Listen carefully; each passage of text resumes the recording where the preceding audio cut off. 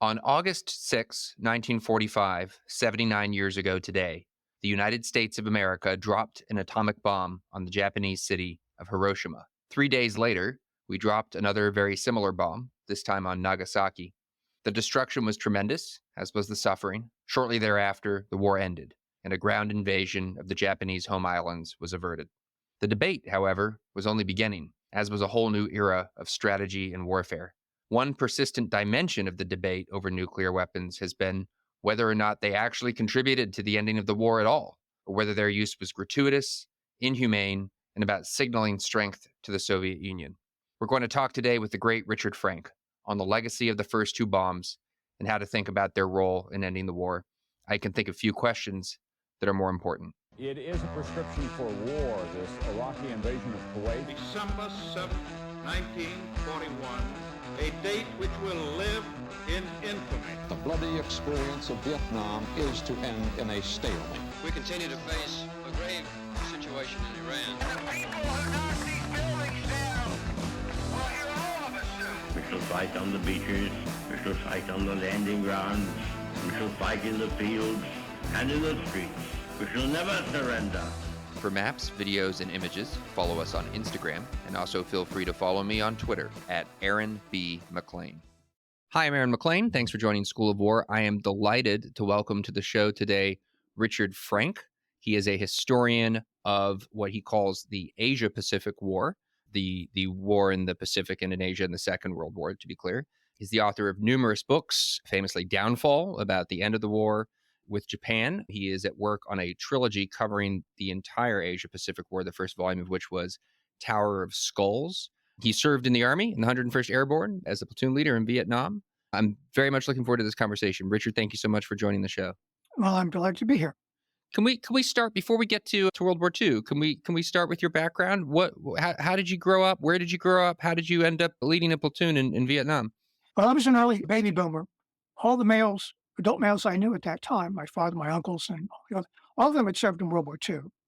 And of course, when I was growing up, World War II was a very popular subject for radio and television, particularly television. I remember distinctly seeing Victory at Sea when it originally came out. When I wasn't playing baseball, I was reading. I did an awful lot of reading as a kid.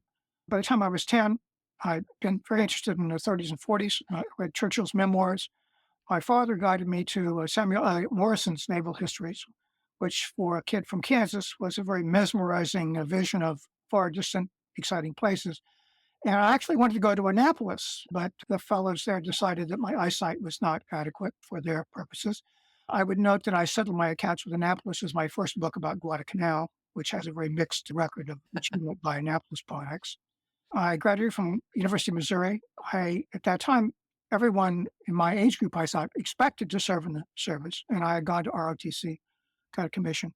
Ended up in Vietnam. When it appeared as though they were going to send me, I told them they should send me because I thought we'd come to a big moral divide for my generation. Served about 4 months with the 101st as a platoon leader with an air cavalry troop, where I was the only officer in the troop that was not a pilot. You can imagine what that sort of service was like. Gave me first-hand experience with things like fog of war, making decisions when you don't have all the information in front of you. You've got to make a decision. All kinds of things like that have informed what I've done ever since. Came out, went to law school, and that also was extremely informative because I dealt with both in learning of the law and also in practice of law. I dealt with witnesses and documentary evidence, which is what historians do. And you get a definite framework of how to do that from going to law school and into practice, which I brought into my career as a historian. And my first book was published in 1990 about Guadalcanal, and second book, Downfall. And I haven't stopped learning about the way the war ended or the war in general. You're an interesting case because, as you know, and as most people know, historians, people who write books about history tend to fall into one of two buckets. There's the sort of serious archival work, which tends to be done by people with formal academic qualifications. And then there's more popular history, which tends to be done by people who don't have those qualifications. And we have both kinds on the show, and both kinds of work lead to really interesting conversations and can teach readers a lot. Your work, elegantly written as it is, and Downfall in particular is a fascinating read and an enjoyable read in terms of the actual experience of reading, is a very serious journey into the archives and into the original evidence. Is that do you have many peers in this respect amongst those who are not in the academy? Well, I have several friends, historians, and those who had background in the law have also commented that sort of a seamless transition. In terms of archival work, I mean, when you're working up a case or you're dealing with an issue, and you got to do a lot of background work, it's like archival work to dig up all the evidence and look at it. And one of the basic rules is first you dig up all the evidence, and then you start analyzing it to reach conclusions. You don't go into, at least you should not go into a case thinking you know what the answer is, and then try to arrange the evidence to fit that sort of a preconceived notion. How do But you which is and that's sort of the problem I think we have in this area, particularly the end of the Asia Pacific War. People already have in mind a conclusion before they begin doing the work. Right. Well, we'll get to that in just a second because obviously today the subject is the bombings of Hiroshima and Nagasaki and the ending of the war, which is sort of fraught with exactly that phenomenon. But one last question on well, actually two more questions on practice before we get to the subject at hand. The first is how do you deal with languages? Where does the Japanese come from? How do you work with those materials? Okay, well, I was aware that that was a critical issue. I worked with translators, the same individual, Bonichi Otsuka, who I was guided to by a former Enerjima graduate who was over here. And you should understand that the Japanese prepared a 101 volume history of the Asia Pacific War, Japan's war, which is the Asia Pacific War, after the war. And it was based on original archival documents. It also was infused very greatly, unlike most Western historiographies, with diary entries. The Japanese are great diary keepers. The diary entries give you that immediacy about what was being thought and done at the time, not sometimes the official record, which was prepared later, which might or might not be perfectly accurate. And that was extremely important in informing what I did, because I just don't think you can tell the story without having an accurate grasp of what the Japanese actually were thinking at the time. It's one of the biggest issues with respect to the end of the war, is that very few historians, in my view, have a real grasp of what the Japanese were really like and what they were really thinking. My last question for you in terms of practice and background is you mentioned how your months in combat informed you about things like fog of war and so forth. In your work on the history of the Second World War, is there a particular episode or moment or thing that you've been trying to unravel where your personal experiences really played a significant role? Well, I wouldn't single out one particular moment, but I tell you one thing that does inform it. I mean, knowing what it's like to be on the spot to have to make a decision right now without having a full grasp of the situation, which you damn well know you don't have, it has always made me leery about reaching rapidly to conclusions about individuals and commanders or whatever here. That's a really essential tenet that informs my work. And the other thing is, from having been there, I spent a lot of time with the dead, and I think about it a lot in my work. And that the history should not be some sort of shiny plume breastplate in military history. It should be fully cognizant of what the costs were all around. I was just on a trip that stopped in Normandy around sites of the Bulge and then finished in Auschwitz-Birkenau. When I spent a fair amount of that trip sort of trying to ask myself, what are the dead trying to tell us? It's not an easy question to answer. No. Well, let's get to it then. You said just a moment ago that one of the problems with history writing is that people come to it with their conclusions already somewhat worked out.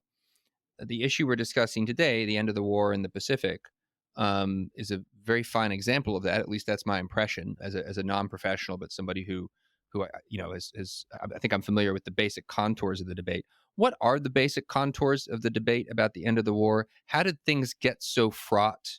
Help us understand why it's so controversial. Well, interestingly, there was some controversy immediately towards the end, right after Hiroshima and Nagasaki, and that died away. And we really didn't have a really major internal argument about how the war ended in the U.S. until into the 60s. That's the actual history. And which was also coinciding with the time when a lot of archival material became available, but not, as it turned out, the most important archival material, which it turned out to be radio intelligence material and material related to radio intelligence, which gave us a whole new insight into what was going on and the decision-making process on the U.S. side. So if you don't understand that that's sort of the pathway we followed to get to here, then you may think that this was a full-fledged controversy right from 1945 when it was not.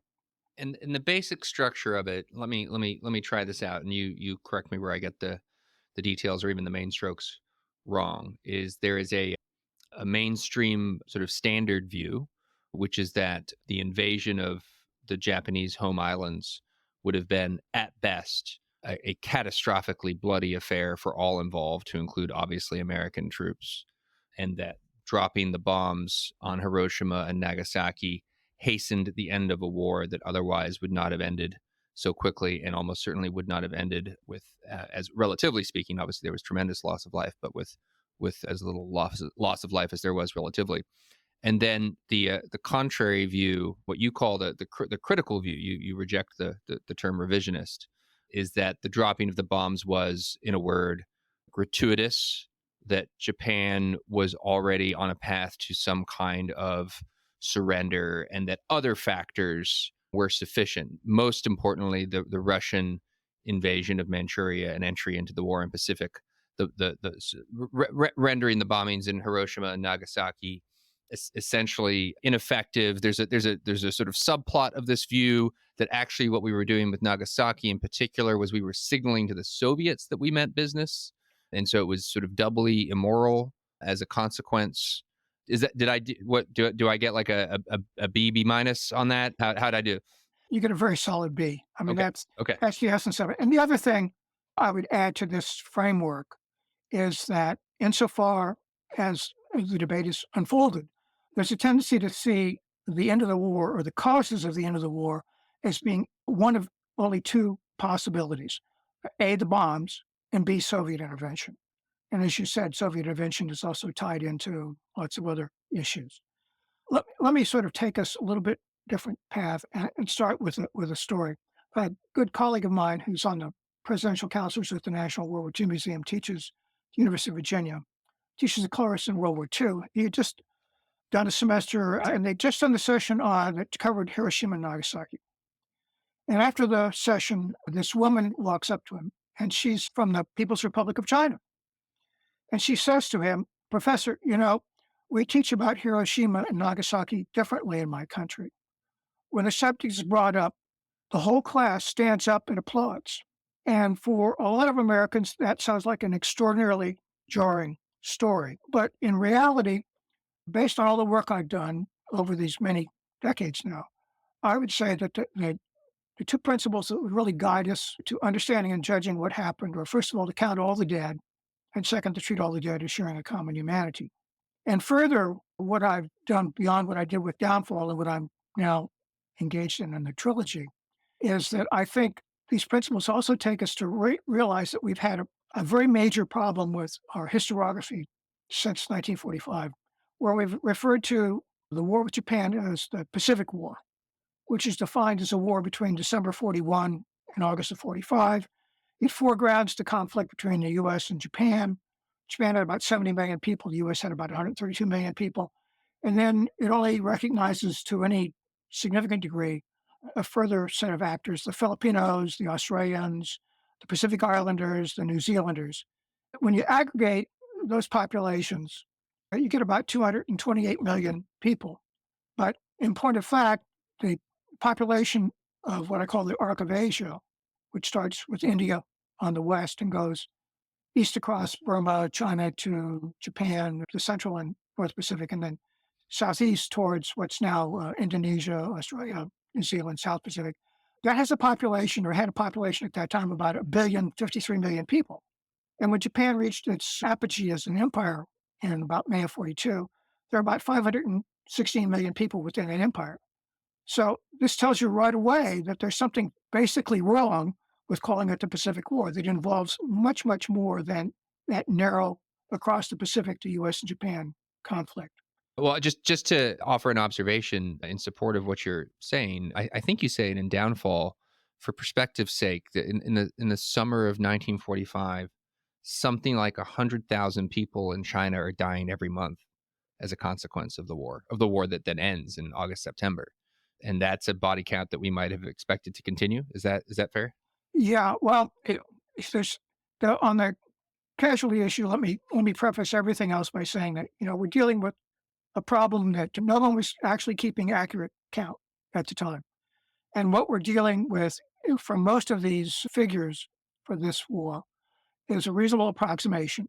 And I've worked it a long time, and I can give you numbers from now till the cows come home that have come up over the years. But quite basically, the figure on China, yeah, it's about basically works out for China if you assume, as Professor Ron Mitter, who is at Oxford now, is at Harvard, in his great book Forgotten Ally, says the reasonable range for Chinese losses alone is like 14 to 20 million. And the 14 million figure is 2 million military and 12 million civilian. 12 million civilian over the course of the war that China was involved in from July of 37 to August of 45.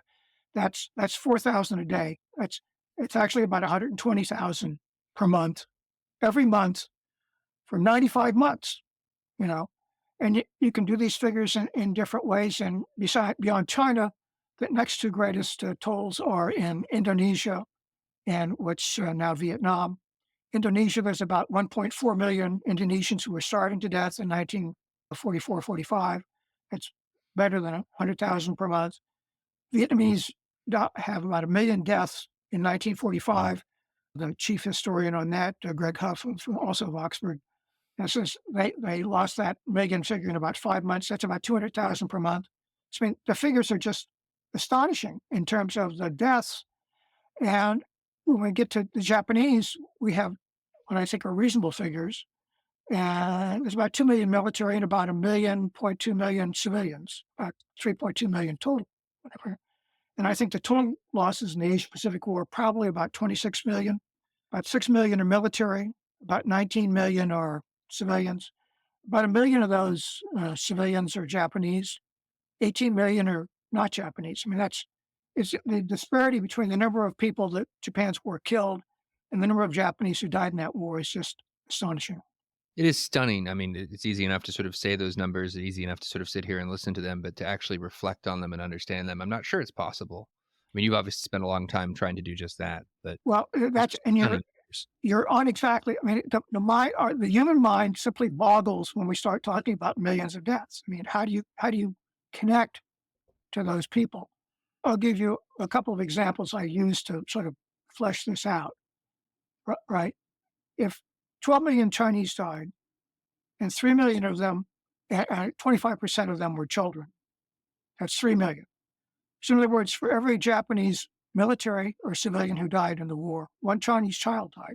With Indonesia and Vietnam, you get a total of about 3.4 million civilians dying. A quarter of them is 800,000 children who died. And the other thing that is quite astonishing to me is that Japan's war caused tens of millions of Chinese to become refugees, to flee the Japanese occupation. And one of the sidelights of that, covered by an American correspondent, Frida Utley, in the wartime capital, Chongqing, was that she noticed the families that arrived there arrived with the parents and a few children.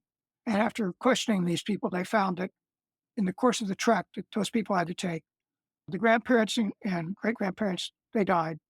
And then the parents were in such an extremity they began abandoning children. So you're talking how many thousands of Chinese children to get abandoned and fleeing from the Japanese, just to put some flesh on those sterile numbers. Yeah. I guess maybe one of the kinder things one could say about the critical narrative or the revisionists or whatever we want to call them is that there is a sort of a deeply held conviction on their end that the kind of weapon used at Hiroshima and Nagasaki is going to cause more tragedy, more human tragedy, with numbers, at least in the same neighborhood as the ones you just outlined. And so it's important to demonstrate somehow that these weapons can't do you any good. They shouldn't exist. They shouldn't be used, et cetera, et cetera. Yeah, I think. Maybe I'm being too generous. No. I think I have to emphasize that in approaching this, one of the things I attempted to do in Downfall was, when I say count all the dead, I very much mean the Japanese. And if you've read Downfall, you see the opening chapter is a very graphic, searing account of the fire raid on Tokyo in March 1945. I have a very graphic account of what it was like to be in Hiroshima on August 6, 1945. In fact, one of the volumes in this, what I call this critical literature, Hiroshima's Shadow, when it came to actually describing what a hell it was in Hiroshima on the 6th of August, they used my narrative to describe it, capture exactly how horrific it is. The whole narrative, which is used in this critical literature, would make you think that the only civilians who are dying horrific deaths are Japanese. And I say that, yes, we need to acknowledge that. There's nothing triumphant about that. But my God, when you think about all these other people, and like that story I told at the beginning of that, you wonder why people from China or Indonesia or Vietnam or whatever here, if you dealt with them on this issue, you will realize that they bristle with the knowledge that the only victims are Japanese. Yeah. Well, with the 45 minutes or so we've got here, let's try to establish your latest thinking on what actually happened. And I'll propose that we start with the Americans. Something your work does really helpfully, at least for me. Probably there may be others who have read these things elsewhere, but for me, I get it from you. But the way in which American conduct of the war flows from interwar planning and how there's a sort of Navy-Army debate that develops in 1945, where the Navy is very preoccupied with convictions it acquired pre-war. In some ways, convictions that go back to Mahan and Mahan's thinking about maritime strategy and America's role in the world, that an invasion of Japan really should be avoided kind of at all costs, which is not a view held by Marshall and MacArthur. Maybe just take us through that, if you would. What is the status? Okinawa is falling in the spring, right? May of 45. It's time to think about the end. How are the Americans thinking about the end? What are the contours of that discussion? Yeah. President Roosevelt set the overarching goal as commander-in-chief was unconditional surrender of Japan. The Army and the Navy began seriously grappling with the issue of how the war with Japan was going to be ended in mid-1944. And I would characterize their conclusions as an unstable compromise between these two views within the Army and the Navy. The Army was frankly skeptical about whether an organized capitulation of Japan could be attained. It's led by General of the Army George Marshall. And the Army view and the Navy view really are separated by what's really a political issue. And that's that from each side, they're viewing what is the factor most likely to undermine the will of the American people to see the war through to unconditional surrender. And the Army thinks the critical issue is time. The American people are not tolerant of prolonged war. And the Army's view is that, well, that dictates that we attempt to go in and invade the Japanese home islands to end the war as quickly as possible or to deal with the situation if there's no organized capitulation. The Navy, as you touched upon, the Navy studied war with Japan since 1906, and very intently between World War I and World War II.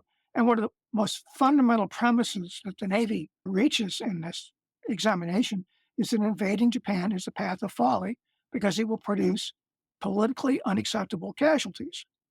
And the Navy believes that the only sane strategy to follow to end a war with Japan is bombardment by air and by sea and blockade.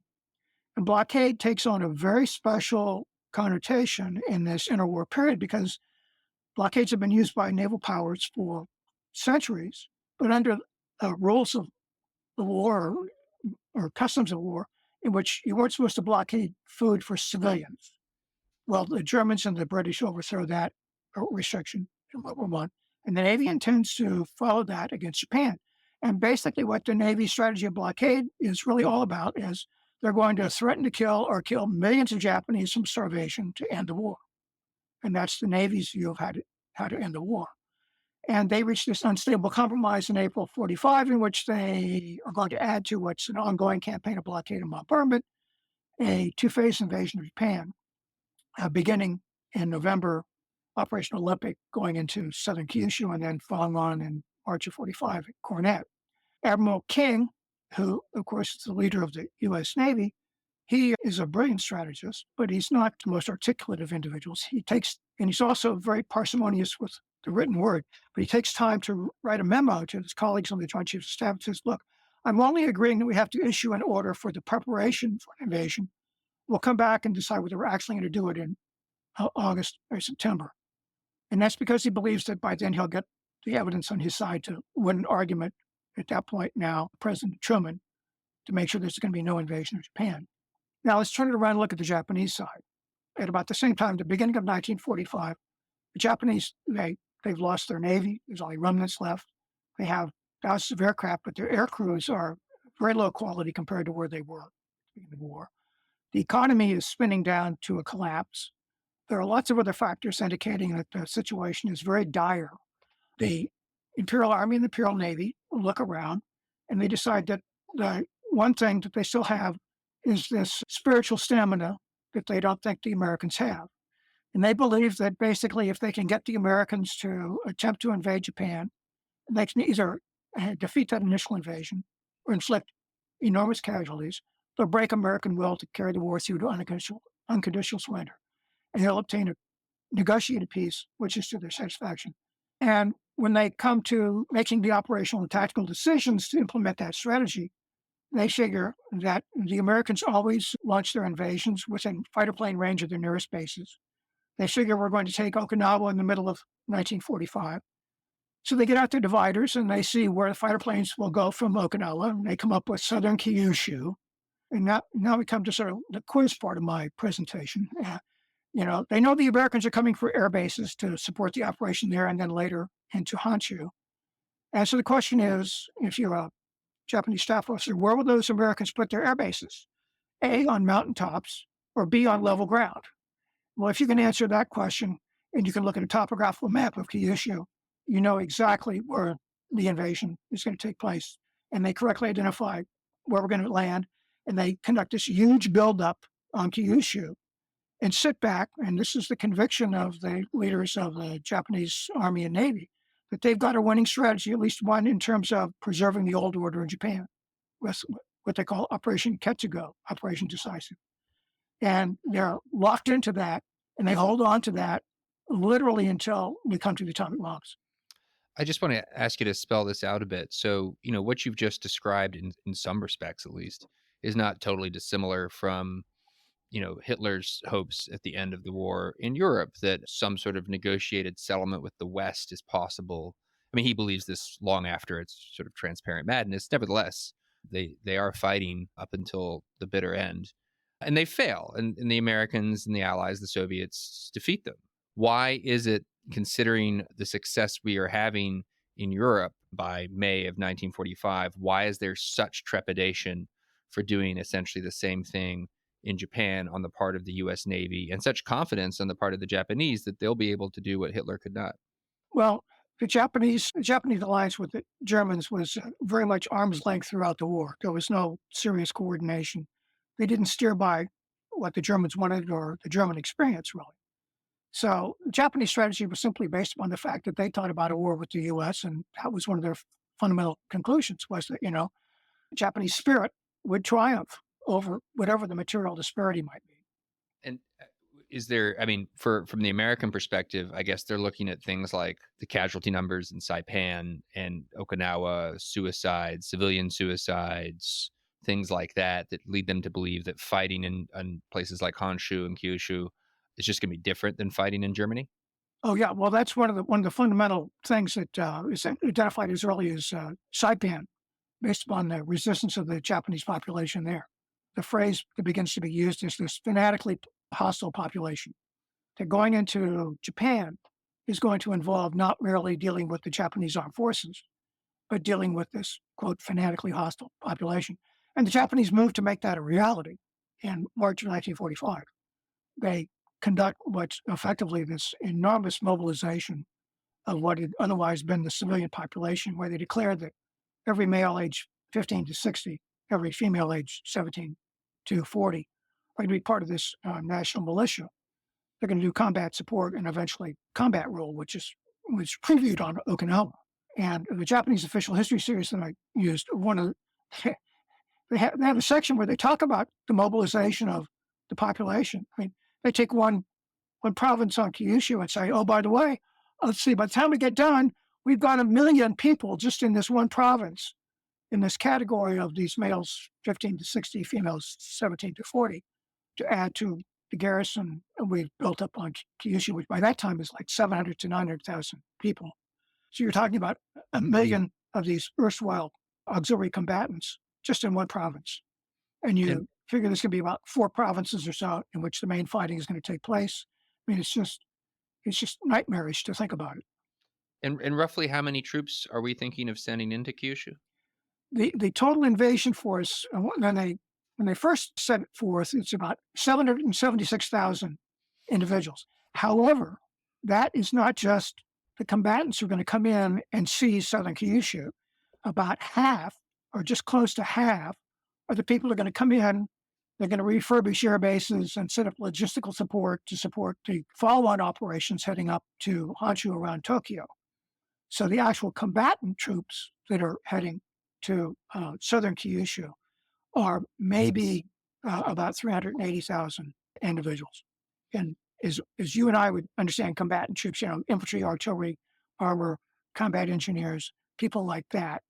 It's a very small fraction. That's when, when radio intelligence from the 9th of July begins to reveal what we're getting into on Kyushu, which is just an incredible. I compared it sometimes to like that scene in a horror movie when the evil monster is dead and the villagers are dancing around, and the next thing you know, the monster rears up, and there's this frightful recoil of horror about what's going on. Well, that's kind of what happens in the last weeks of July and the first weeks of August. And we're looking at this incredible spectacle that the bargain we thought we were getting with southern Kyushu was not remotely like what we thought. I guess this is a good time to go into this part of the thing. What happens, we know now. And we didn't know this until literally about 1995 and thereafter. I mean, you're talking 40 or more years after the war before the radio intelligence gets released. The radio intelligence then is also embargoed documents and papers that talk about radio intelligence. And so now we find that right when we get down towards the end of the war, and the radio intelligence lays out this picture of what the order of battle the Japanese have on southern Kyushu, and they get most of it right. And it's horrifying. One of the intelligence officers says, we'll be going at it at a ratio of 1-to-1, which is not the recipe for victory. No, it is a recipe for a bloodbath. It gets so bad that General Marshall looks at this and says, well, he sends a message to General MacArthur, who's slated to command this operation. And he says specifically, looking at the intelligence we have now, do you really believe we still should go into southern Kyushu, Operation Olympic? And General MacArthur's reply is that he doesn't believe the intelligence, and we should go ahead and do it. He makes a habit of that. Yeah. This happens again just later in Korea. Yeah, to be fair to MacArthur, General Marshall, I mean, he's so gobsmacked by this stuff. He says, well, have they figured out a way to fool us on our radio intelligence? Which we, of course, did. We did to the Germans just. Right, exactly. So what happens then is Admiral King, he's been waiting, biding his time, waiting for the moment to bring on the big showdown. Because up until this moment, he wasn't sure he had the cards in hand to kill an invasion of Japan. And oh, by the way, as I like to say, never play cards with sailors. Because Admiral Nimitz had initially supported going to Kyushu early on in 1945, but after Okinawa has been going on for 2 months, he sends a back-channel message to Admiral King saying, I can no longer support any invasion of the Japanese home island. And King has this tucked into his sleeve, that he knows that the senior Navy officer in the Pacific now is prepared to say, we aren't going to go to Kyushu, we're not going to do an invasion of Japan, Japanese home islands. So Admiral King takes this back and forth between Marshall and MacArthur and sends it to Admiral Nimitz and says, please provide your views with a copy to MacArthur. Now, this exchange takes place. Marshall and MacArthur is on the 9th of August. Later that same day, Washington time, that's when King sends his message. Literally, the very next message that King sends to Nimitz is, this is a peace warning, because it's the next day, August 10th, which is when we get the first real indication the Japanese government might be prepared to surrender. And after I had this evidence, I'm looking and saying, okay, well, what did Nimitz respond? And I looked and I looked and I looked. I don't even want to tell you all the places I looked and the archivists I enlisted to. And what eventually I came to the conclusion was that Nimitz, being no idiot, knew that if he responded immediately and said, hell no, I won't go to invade Japan, he would ignite this enormous inter-service conflict between the Army and the Navy. So he decided, I'll wait and see what happens. And of course, the Japanese surrender, and we never hear anything about this for 40 plus years because we don't know about the radio intelligence and everything related to that. And oh, by the way, at the same time, we know that the senior Army Air Force officer in the Pacific, General Spatz, is writing in his diary on the 11th of August, right? This is, I cannot possibly support any invasion of Japan at this point. So you have the Army Air Force and the Navy saying, hell no, we won't go to invade the Japanese home islands. So the whole thing about the invasion of Japan ultimately is not that people were not concerned about casualties. People were very concerned about casualties. And the kind of casualties we were looking at by August 1945 were not remotely like what Truman was briefed on back in June, right?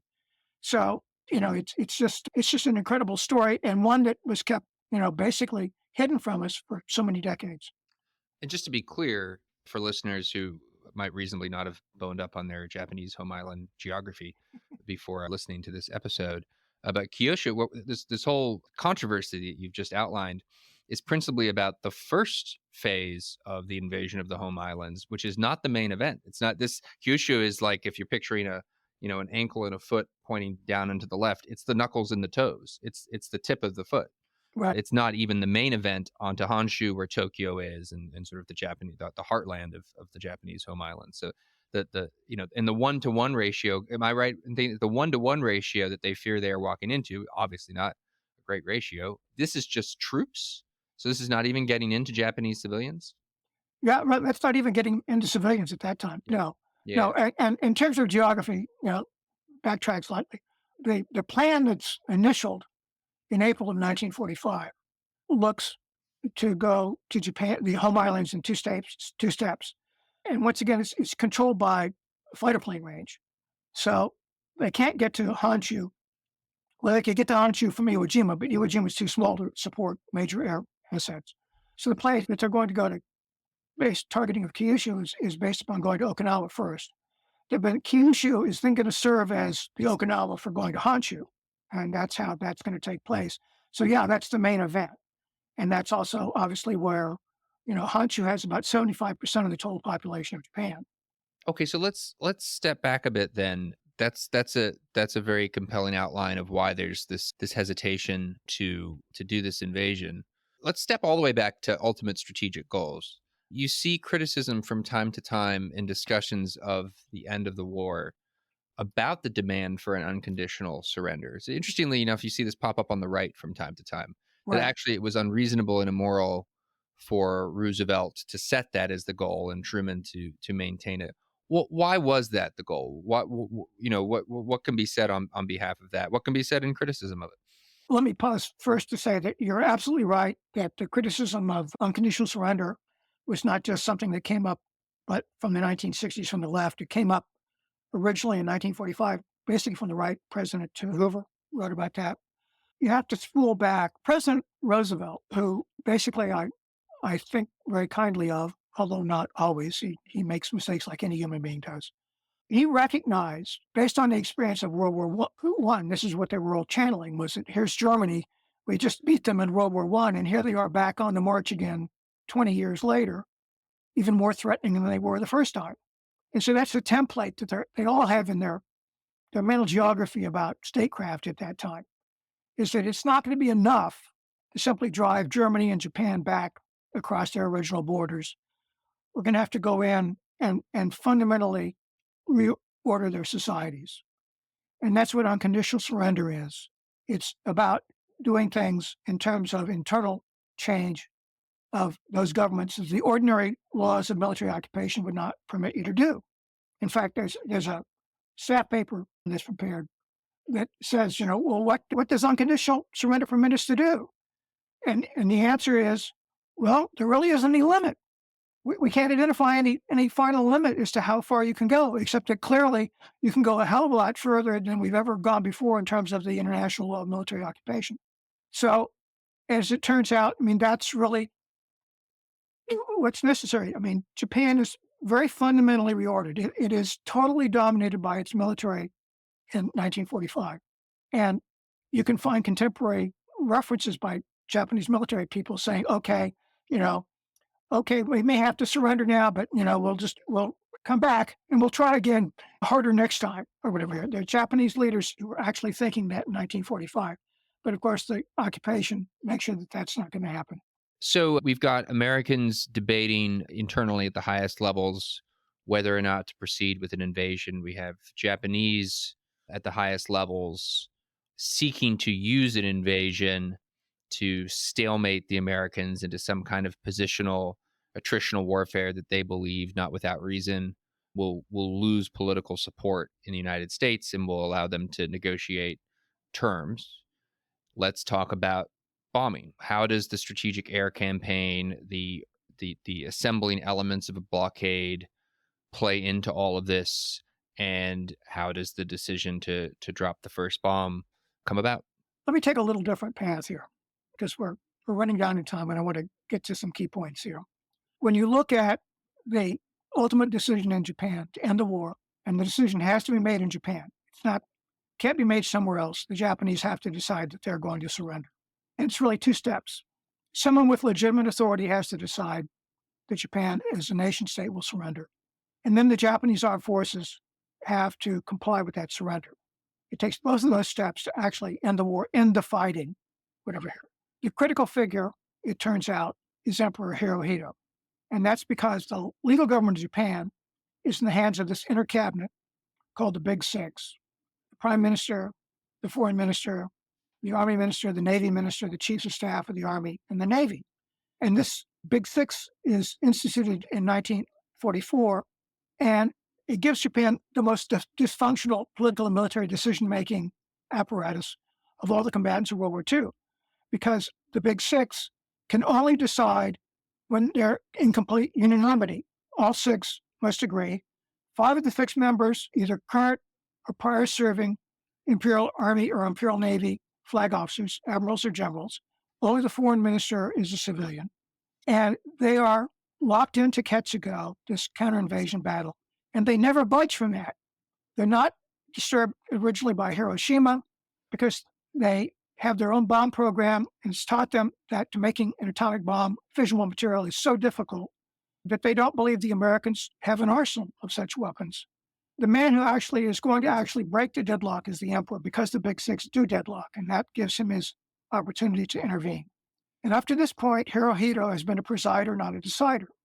It's almost 20 years he's been emperor. He's intervened to actually command the government to do something only once in February 1936 against an internal coup attempt that strikes into his personal staff, kills members, and then he puts on his uniform and goes down and orders the government to act.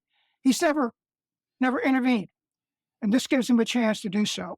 So what makes him intervene? He gives 3 reasons at the time, the first of which is he's lost faith in Ketsugo because he's told the preparations are not adequate.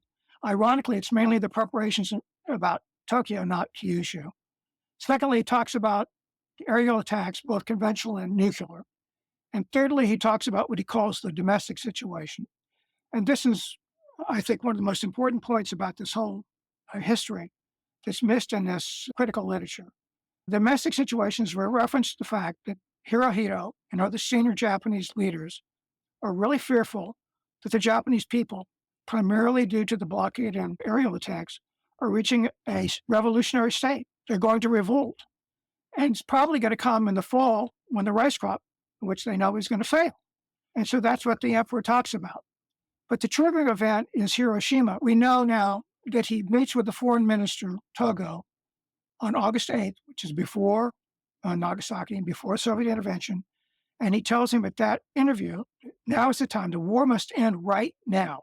So we know that he was motivated by Hiroshima to start down the path to surrender. And he will have to struggle with the government to make that stick. They send their first note on the 10th of August, as I referred to. That contains a poison part in it, which it says that we surrender, except you'll have to recognize the prerogatives of the emperor as a sovereign leader, which basically means that we want the emperor to be supreme over the occupation commander and have a veto power over the occupation reforms. We respond with what's called the Burns Note, which says that the emperor will be subordinate to the occupation commander from the time the occupation begins. What's really interesting, a historian named Enrico Kawamura, looking at the diary of the emperor's principal aide, Kido, noted that on the 13th of August, while this is back and forth is still going on in Tokyo, the emperor tells Kido, even if the Americans want to keep me or keep the imperial institution, if the Japanese people don't support it, it will not be preserved. And therefore, I'm prepared to submit the continuation of this imperial institution and my seat on the throne to the will of the Japanese people. As I pointed out to Dr. Kawamura, he's basically saying that the Burns Note, which provided exactly that the ultimate form of government will be chosen by the Japanese people, he's saying that's okay. 19 days after the what's called the Burns Note and the Potsdam Proclamation demanding Japan's surrender. So that's how we get to the decision to surrender. It's the emperor intervenes. Then you have the armed forces complying, and basically what the bombs do is they kick the stuffings out of Ketchigo. They say that the Americans will not have to come and invade. There will not be this final decisive battle, and therefore the military can only offer national suicide as its alternative. And that, in a nutshell, is the most basic points about how the war ends. So I just want to make sure I understand your argument. So let me try something, and then you tell me if I get it right or if I go wrong. So if the standard critical account is something like Hiroshima gets bombed on what, August 6th, then, amidst the broader strategic air campaign, yes, it's bad, but there's been lots of bad stuff. So it doesn't necessarily move the needle. And then the Soviets intervene on the 8th, which does get everyone's attention. And yes, we bomb Nagasaki right after that, on the 9th, right? But the decision to surrender is more motivated by the Soviets than the bombs. And it's just overstating the case to say that it's the bombs that drive it. What you're saying is, amongst other pieces of evidence, you have the emperor saying in the aftermath of Hiroshima, but prior to the Soviets and to Nagasaki, that he's done. That's exactly right. That's what happens. And I think ultimately, maybe the most single telling piece of evidence on this, I think, is from Admiral Yone. He's the Navy minister. He's a former prime minister of Japan. And on the 13th of August, while they still haven't finally decided in Japan to surrender, they're about to. And Yone says to one of his aides, he says, and I'm paraphrasing here, he says, this may be inappropriate, he says, but in a strange way, the atomic bombs and Soviet intervention are gifts from the gods, because now we don't have to admit that the real reason we're going to surrender is the domestic situation, this fear of internal revolt. And I think that's sort of where I'm split apart from either the conventional view or the revisionist view or critical view, is that I think it's a combination of the blockade, the bombardment, the atomic bombs, and this fear of internal revolt that are driving forces that moves the emperor and eventually convince the military that there's not going to be Ketchigo. There's not going to be this final invasion battle. I think Soviet intervention may play a peripheral role in terms of surrender of some of these Japanese forces overseas, in China, and South. I think it does have some role in that. But the main driving force does the heavy lifting in getting the surrender, or the bombs, the fear of internal revolt, and this fear that the Japanese people are reaching the end of their tether, which is an extraordinarily difficult thing for the Japanese leaders to admit at that time, that somehow the Japanese people won't go on to the end to total self-extinction if necessary, which is what some of them literally talk about. And Nagasaki's significance then amidst all of this is, even if it is somewhat of a bluff, considering America's actual nuclear arsenal at the time, it communicates to the Japanese that there's more of this to come, and thus there won't be an invasion. It'll just be more of this, which is what, even though the emperor has already decided, it's what's required to get. Right, and you're right there. And it's a very interesting point, because, the Big Six, when they get word of Hiroshima, they don't have to convene a panel of experts to tell them what is this thing, this atomic bomb is. They had their own nuclear program. It didn't give them a bomb, but it gave them knowledge that making fissionable material, which is what makes an atomic bomb an atomic bomb, is an incredibly time-consuming, costly process. Or whatever. So when they get news of the first bomb, and the leader of the Imperial Navy and the operations, like Admiral Toyota, says flatly, well, maybe the Americans have a bomb, one atomic bomb. They can't have that many. They can't be that powerful. Maybe they'll be dissuaded from use. And the Nagasaki bomb is to bluff that we have an arsenal of these weapons and we can keep using them. And if we have an arsenal and we keep using them, we won't have to invade, which is what kills the Ketsugo theory. It's interesting that what aids us enormously in that is that they've captured this P-51 pilot, Marcus McDilda, an unsung hero of this whole story, who was told that he better spill the beans on what the American atomic bomb program is, or they're going to kill him. And he has this thick Southern accent, and he decides he's going to be very creative and invent this story. And amazingly, this gets all the way up to the Army minister.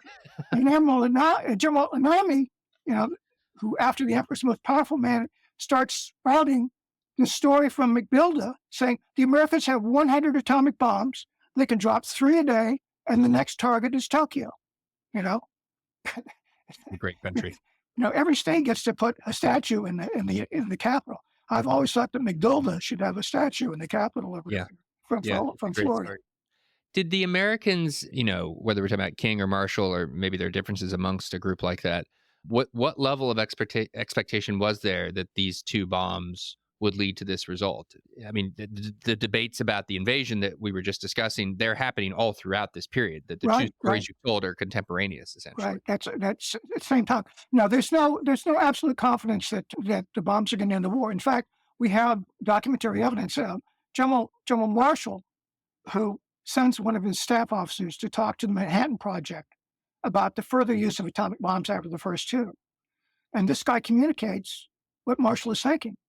And he says, General Marshall believes that either the Japanese will surrender after Hiroshima and Nagasaki, 2 bombs on 2 cities, or no amount of bombing of Japanese cities will cause them to surrender.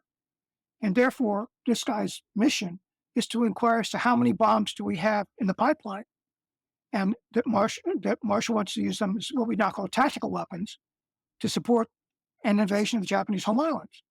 So now there's no expectation, no belief, no confidence, I should say, really, that the war is going to end because of Hiroshima and Nagasaki. There is high hope that that's what's going to happen, but no confidence. And it's just, this is my mentor, Barton Bernstein, said, living history forward. You don't know how the story's going to come out at the time. And there's no confidence going forward that even 2 bombs are going to end the war. Yeah. No, it's fascinating to think that that's where Marshall's mind goes, the tactical use and support of an invasion. It's sort of reminiscent of MacArthur in 1950-51, thinking about using them up along the Yalu to deal with Chinese intervention into the Korean War. Yeah, well, that gets back to the whole thing about we've one of the overarching things that I'm talking about in this trilogy. We lost a sense of contingency about the war. Well, we know the Japanese did surrender in September 1945. And so this was the inevitable end. This is where everything was leading to. What do we? Well, no, and no one at the time believed it, and there was great trepidation that not only would the Japanese government not surrender, but the armed forces. In fact, right after Tokyo, the emperor broadcast saying, Japan surrender. The next thing we intercept are communications from the senior Japanese officer in China, the senior Japanese officer in what they call the southern area, which is elsewhere in Asia Pacific, and both of them saying, hell no, we won't go. We're not going to comply with the surrender. So the feeling that, we're not going to get this organized capitulation is very much alive right to the very end. Spending as much time as you have studying these things, you must think from time to time about issues in the Pacific today, prospect of a war with China over Taiwan, prospect of a war in the South China Sea over things like the Second Thomas Shoal. What lessons, if any, should we draw from your work as we think about contemporary affairs in the region, or anywhere for that matter? Well, I mean, it's pretty basic. I mean, you have to really be able to put your feet in the shoes of the people who are your adversaries. What do they really think? And not imagine that they think exactly like you. It seems to me that that's the most fundamental lesson from this whole thing, because I think at the core of much of this critical literature is that they simply cannot grapple with what the nature of Imperial Japan was like, what the Japanese militarists were prepared to inflict, what they believed they were prepared to endure, and the Japanese population should be prepared to endure. To me, that's the most obvious lesson from this. And that's at the core of the unconditional surrender conversation we were having a few minutes ago, right? Is a conviction on the part of FDR, if not others, that this is not of the nature of some sort of 18th century conflict over a disputed province. And once we slap the other guy in the face really hard, he'll knock it off, at least for a while. That this is something so serious. The nature of Nazi rule, the nature of Imperial Japanese rule is so toxic and malign for the prospects of peace that it has to be fundamentally reordered. And that's exactly right. And, and what I'm working on now, one of the points that has been lost in the debate that narrowly focuses in on what happened at August, September 1945. I mean, there's a huge backstory to this in terms of the American understanding of what was going on. And one of the most important aspects about that was they had watched what had been going on in China since July of 1937. And the American people, by February of 1940, when there was a Gallup poll saying, who do you favor in this war from China and Japan, this distant war in the Far East, who cares? Well, by that time, 77% of the people, favored the Chinese and 2% the Japanese. And why? Because they've been getting these stories and graphic images coming out of China, all these horrifying things that have been going on in China, the tremendous death of Chinese non-combatants, both immediately from, being directly killed by the Japanese by this tremendous bombing campaign the Japanese did in China. So Americans in 1945, they fully understood that the war was not, as you say, over some little piece of ground or a province or whatever here. It was over, just fundamental horrors, and they had to end. And we had the example from World War I, or at least it seemed to be the example from World War I. Hey, we won then, and here we are right back at it again with the Germans 20 years, some years later. We're not going to do this a third time. I mean, this was the dominant view, I think, you see coming through. And by the way, Truman specifically said that he viewed his task as executing the legacy of Franklin Roosevelt. And boy, a really big part of the legacy was unconditional surrender, and what that meant in terms of what in a later generation would be called under the hood work that was going to be done in Japan and Germany to make sure that they never again went on a march of conquest. And that, thankfully, is what we ended up with. Richard Frank, a totally fascinating conversation and an important one, I think, with really important implications for thinking about the present. Author of Tower of Skulls, most recently in forthcoming volumes of this trilogy on the Asia-Pacific War. Thank you so much for making the time. Well, thank you very much for having me, Aaron. It's been a delight. This is a Nebulous Media production. Find us wherever you get your podcasts.